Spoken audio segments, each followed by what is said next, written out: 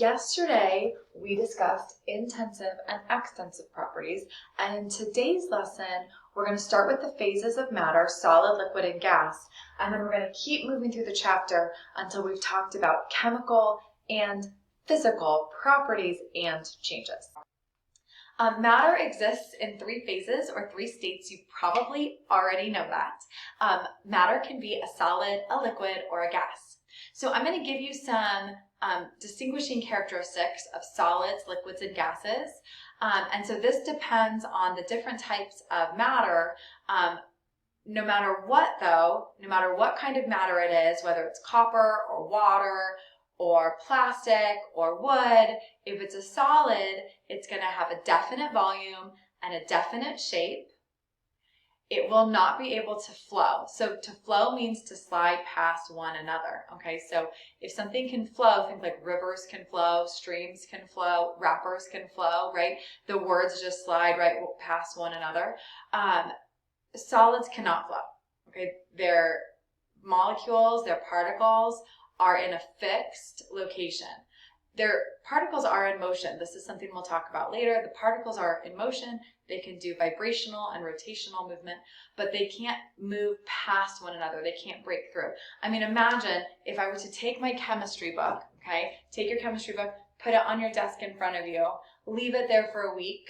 That'd be a terrible student thing to do, but leave it there for a week, and you come back and your chemistry book has dripped through the desk and onto the floor. No way, right? Because solids don't flow. The particles are too close together, so there's no space for them to move between. So solids, definite volume, definite shape, no flowing, close together, okay? Now, as we get to liquids, we start to kind of loosen up. Liquids are the middle. They do still have a definite volume. You have the same amount of liquid, no matter what container it's in, but it will change its shape to whatever container it's in. So if you have a glass of water in a glass, and then you pour it in a mug, and then you pour it in a vase, and then you pour it on the floor, then it'll be glass-shaped, mug-shaped, vase-shaped, and then puddle-shaped, right? It will change shape no matter where it is, but it will be the same amount of liquid, okay? So it has the same amount of liquid. And that change of shape is because the particles can flow. They are able to move past one another. They're able to flow. Those particles can move past one another because they are more spread out. So it has a definite volume, but it can change shapes because it can flow, and it can flow because the particles are further apart. Now gases, it's like, all totally spread out, okay? Gases are as far apart as they can be. They're moving away from each other constantly. Because of these big open spaces, then they can definitely flow, right? They have all this energy and all this space, so they're definitely going to be flowing past each other, which means that they're constantly expanding, so they don't even have a definite volume, and they definitely don't have a definite shape. When you want to think of gases as not having a definite volume, imagine like if you were to drop like a stink bomb in one area, okay? The gas was contained within this container, but now that the container is the room, it's going to keep spreading out in the room until it fills the whole room. And then when you open the doors and windows, it's going to keep spreading out in the atmosphere until it keeps going forever, until it gets so dissipated, the concentration gets so low that you can't smell it anymore. It doesn't mean it's gone, it just means you can no longer detect it, okay? So we have three phases, solids, liquids, and gases of our matter. So one type of matter, like for example, water, can exist as a solid ice, water, and then as we start to heat up that liquid water, it can start to evaporate and form water vapor, which is the gaseous phase for water, for H2O. Okay, so we've talked about matter and how we define it, volume, definite volume. So we've talked about matter and we've defined it as having a mass and volume, right? You have mass, you have volume, you matter, don't forget. And we've defined kind of two of the ways that we can describe it. Its intensive properties, the properties that belong to it, like iron can rust, or copper conducts electricity, or water melts at 0 degrees Celsius. Those are some intensive properties. We've also described some extensive properties, external things like how much does water weigh or how much volume does water take up that depend on how much of it you have.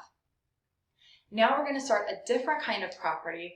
We're going to be looking at physical properties. So a physical property is a characteristic that can be observed or measured without changing the composition of the substance. So we can measure the intensive property of what temperature water melts at.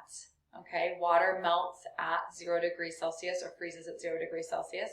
We can measure that property without changing the identity of water. It's solid water, it's liquid water, it's H2O on either side. Okay. We can also measure the extensive property of the weight of water.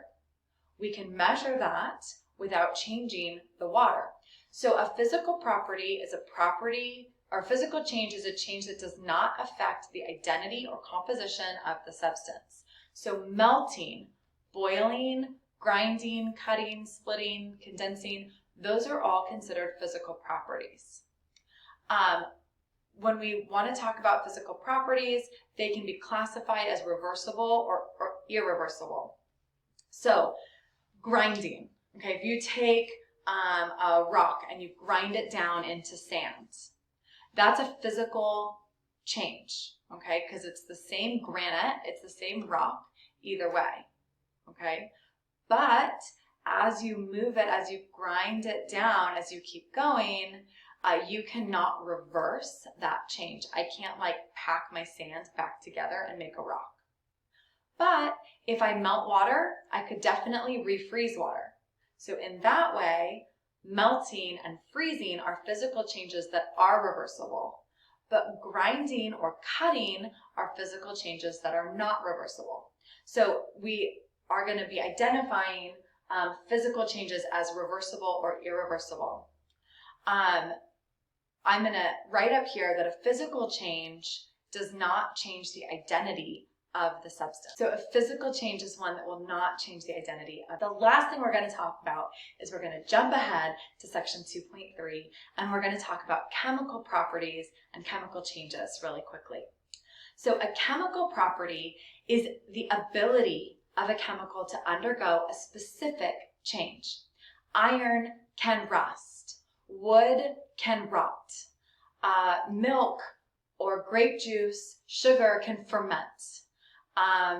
Gunpowder can explode. These are things that are specific to that type of substance. It owns these abilities. So when I get a brand new bike, I know that that bike has the potential to rust. It owns that property. But when it rusts right then it's going through something called a chemical change. So the chemical change is the moment where that chemical property comes to fruition, where it happens.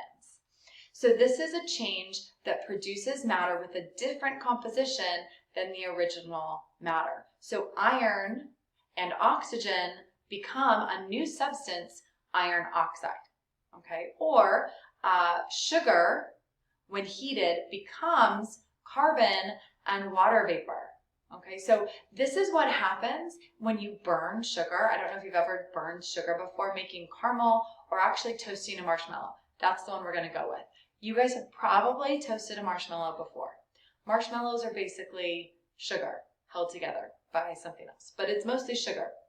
And so when you put that sugar into the fire and it starts to turn golden brown, that's because some of the sugars are breaking down into carbon. But when we finish it, you actually light that marshmallow on fire and you get that kind of, like it bubbles and you get that like black on the outside. That black is the carbon and water has been released. So we say that the reactants or the substances that go into the reaction are called reactants, like sugar. The things that are made by the reaction are called the products. So on the exam, I will expect that you can recognize reactants and products. What I usually tell my students to remember is that the point of the arrow points to the products, like P matches with P. So the point to the products. These are often catalyzed by heat or electricity. They can be sped up. So we're just going to finish our concept here by saying that a chemical property is a specific change in identity. So when we look at iron, I could tell you that iron is magnetic, okay? And that would be an intensive property. That's something that's always the same, okay? I could tell you that iron weighed 50 grams.